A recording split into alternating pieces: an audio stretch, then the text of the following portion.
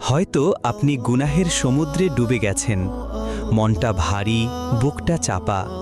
ভেতর থেকে একটা প্রশ্ন বারবার উঠে আসে, আমি যদি তওবা করি, আল্লাহ কি আমাকে ক্ষমা করবেন? তাহলে আপনার হয়তো আল্লাহর দয়া সম্পর্কে ধারণা নাই। আপনি জানেন না আল্লাহ ঠিক কতটা দয়ালু।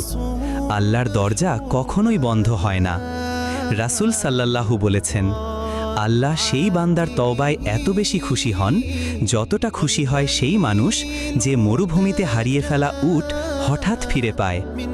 তাছাড়া আল্লাহ নিজে কোরআনে বলেন, হে আমার গোনাহে নিমজ্জিত বান্দারা, তোমরা আল্লাহর রহমত থেকে নিরাশ হয়েও না, নিশ্চয়ই তিনি সমস্ত গুনাহ ক্ষমা করে দেন। সূরা জুমার আয়াত 53।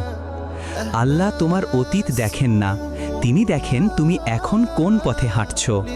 একটা খাঁটি তওবা তোমার পুরা জীবনটা